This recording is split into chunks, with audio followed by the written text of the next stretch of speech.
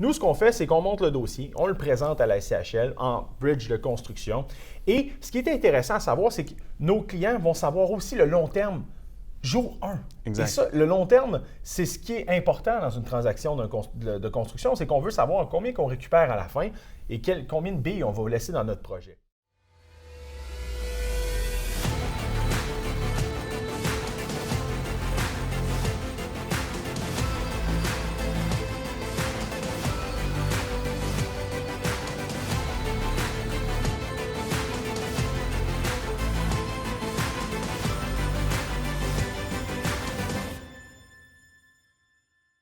Bonjour tout le monde, bienvenue au show Pré-Investir avec Matt et Vince.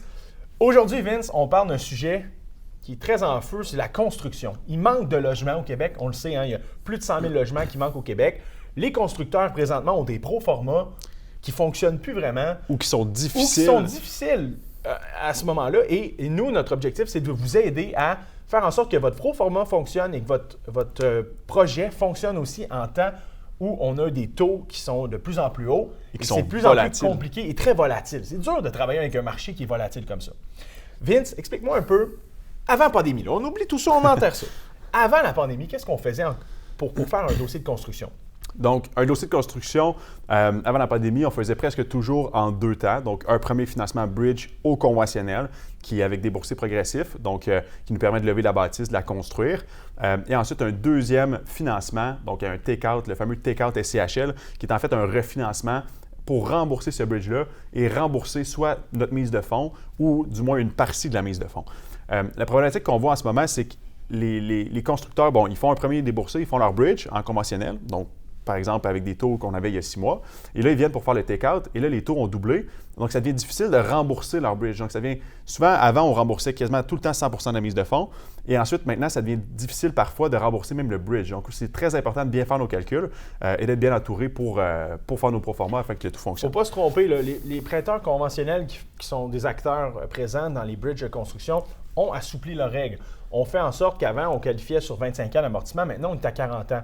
On avait des taux de qualification qui étaient plus serrés. Maintenant, ils sont moins serrés. Des ratios de couverture de dette qui vont venir aider les clients. Ils ont dû s'adapter. Et même avec cette adaptation-là, on voit encore qu'il y a certains bridges qui ne se font pas rembourser sur le long terme. Et ça devient problématique.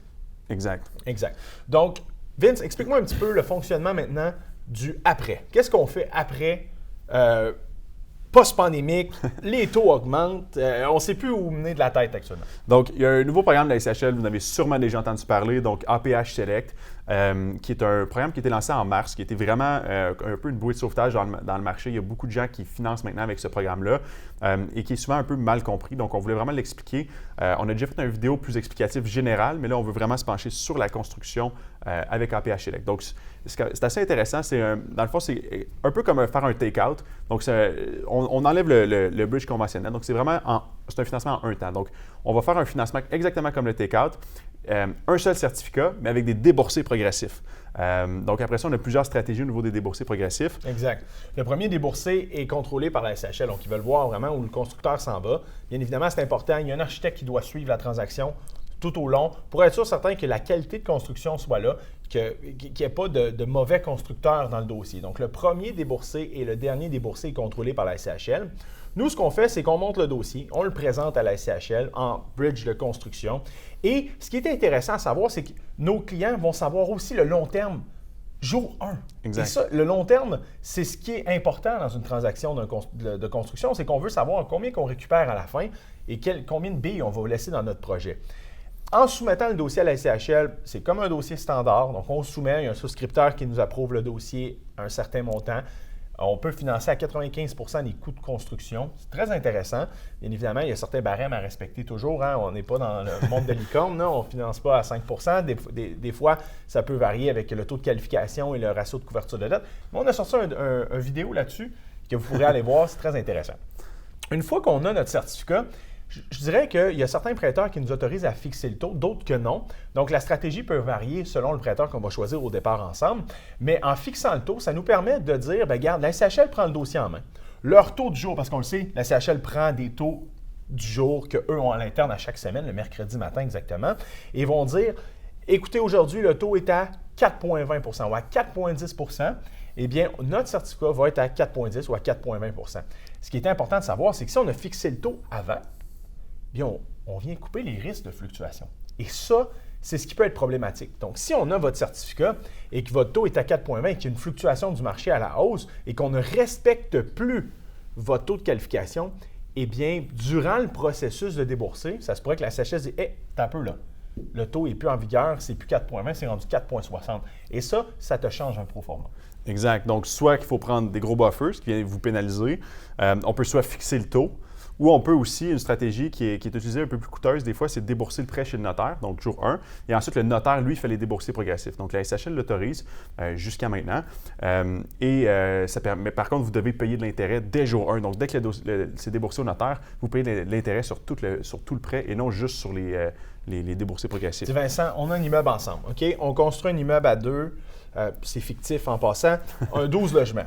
On lance le dossier, ça va bien, on a un montant de financement qu'on désire pour notre construction. Et là, on sent qu'il y a une instabilité. Bien, une instabilité, on le sait, on en a une là, mais une instabilité plus certaine, disons-le comme ça. Eh bien, on peut débourser notre prêt au notaire, assumer les frais d'intérêt qui vont être encourus, mais du moins de sécuriser notre dossier à ce moment-là.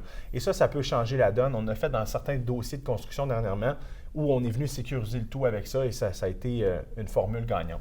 Vincent, explique-moi un petit peu, c'est quoi les critères qu'on peut scorer en APH pour un dossier de construction? Donc, pour vraiment un dossier de construction, comment ça fonctionne, c'est exactement comme le programme. Donc, il y a 3 critères. Donc, le premier, l'abordabilité, ensuite l'éco-énergie et finalement l'accessibilité. Ce qui est important de comprendre, c'est que c'est différent des immeubles existants. Donc, au niveau de l'abordabilité, par exemple, pour scorer 50 points, c'est 10 de logements abordables. 70 points, c'est 15 100 points, c'est 40 Au niveau de l'éco-énergie, donc, il faut battre le code du bâtiment. Donc, il faut que votre immeuble soit plus efficace que le code du bâtiment d'un certain pourcentage. Pour scorer 30 points, il faut 20 Pour scorer 50 points, il faut 25 et pour scorer 100 points, il faut 40 au-dessus du code. Donc, ça, je vous conseille vraiment de regarder avec un ingénieur pour faire les calculs, pour regarder un peu quel matériau utiliser pour essayer de battre le code. Des fois, c'est des choses assez simples comme des robinets qui sont éco-énergétiques. Ça peut être des thermostats intelligents, des lumières. Et ça, souvent, ça va scorer quelques points. Mais quand on va gratter à gauche et à droite, on va souvent chercher un 20-25 d'efficacité. Donc, ça nous permet de faire une bonne base dans le dossier. Et finalement, on peut aller aussi en accessibilité. Donc, c'est vraiment de prévoir avec un architecte, selon le code. Là, souvent, il faut des portes plus larges, par exemple, pour qu'une personne handicapée puisse passer. Ensuite, il faut des salles de bain un peu plus larges. Donc, il y a différentes choses. Je vous conseille vraiment de regarder avec un architecte. Au départ. Il faut juste bien expliquer en abordabilité, 10 des logements pour 50 points, 15 pour 70 points et 25 pour 100 points. Je pense, Vince, tu avais dit 40 mais c'est parce que tu étais dans l'efficacité énergétique. Une petite erreur là-dessus. Mais somme toute, règle générale, la construction en APH, on a ça. Bien évidemment, aussi, l'architecte est toujours présent dans le dossier. On l'a dit un peu dans la vidéo un peu plus tôt. Il y a plusieurs aspects aussi qui vont être importants à prendre en compte. Et ça, je vous invite à nous appeler pour qu'on vous explique vraiment tout en détail. Si on commençait à tout expliquer comment faire un dossier de construction le mieux possible, le mieux structuré possible et d'avoir le plus d'informations au départ, bien, appelez-nous. On va vous le dire au téléphone. Ça va nous faire plaisir de prendre du temps parce que sur une vidéo comme ça peut être long là, de tout expliquer. Donc, le but du vidéo était simplement de vous donner un peu des trucs, des astuces pour aller chercher plus de financement sur vos dossiers de construction, de voir un petit peu vos alternatives aussi, parce qu'il y en a aussi qui fonctionnent encore en conventionnel, c'est toujours faisable, on en fait, mais bien évidemment, on voit beaucoup plus de T4 en APH Select actuellement, qui est un produit qui est vraiment incroyable quand on réussit à travailler un peu d'abordabilité, un peu d'efficacité énergétique en même temps, voir un peu les meilleures stratégies, comment le faire et amener ça à terme. Donc, si vous avez aimé la vidéo, n'hésitez pas à partager, n'hésitez pas à commenter. Si vous avez des questions, n'hésitez pas à nous appeler. En passant, tous les courtiers PML connaissent le programme APH Select. On n'a pas juste notre équipe, tout le monde le connaît et on en fait à tous les jours. Donc, c'est ça qu'on fait depuis plusieurs semaines. On le connaît sur le bout de nos doigts. N'hésitez pas si vous avez des questions et stay tuned pour la prochaine vidéo.